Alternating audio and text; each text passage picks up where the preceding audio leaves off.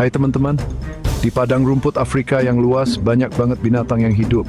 Mereka semua penting untuk menjaga keseimbangan alam.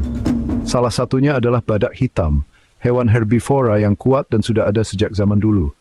Sayangnya, badak-badak ini sekarang terancam punah.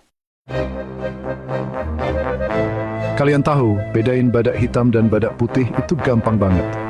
Lihat aja bibir atasnya. Badak hitam punya bibir atas yang panjang dan runcing kayak jari.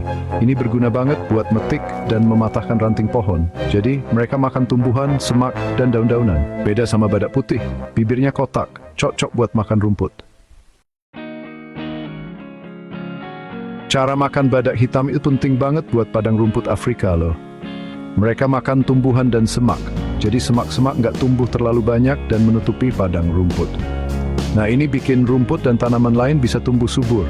Jadi makanan buat zebra, rusa, dan binatang pemakan rumput lainnya.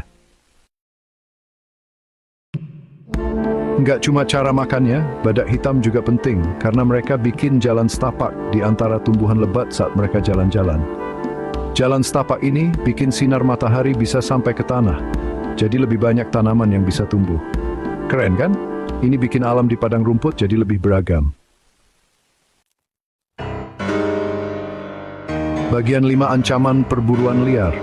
Sedih banget, badak hitam banyak musuhnya. Yang paling bahaya itu pemburu liar.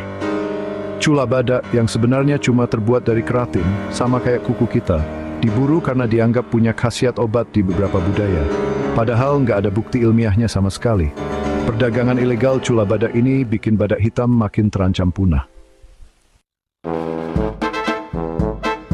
Bagian 6, hilangnya habitat, ancaman yang meningkat. Selain perburuan, badak hitam juga kehilangan tempat tinggal karena manusia makin banyak dan lahan pertanian makin luas. Hutan tempat mereka tinggal diubah jadi lahan pertanian, perumahan, dan lainnya.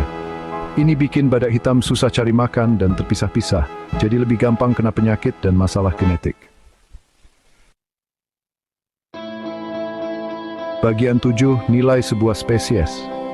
Badak hitam yang sudah ada sejak zaman purba ini punya nilai yang tak terhingga. Bukan cuma buat alam Afrika, tapi juga buat kita semua. Kalau badak hitam punah, dunia akan kehilangan salah satu makhluk termegahnya. Generasi mendatang nggak akan bisa lagi lihat badak hitam berkeliaran di alam liar. Bagian 8, upaya konservasi secerca harapan. Tenang teman-teman, masih ada harapan. Banyak organisasi dan orang-orang yang bekerja keras untuk melindungi badak hitam.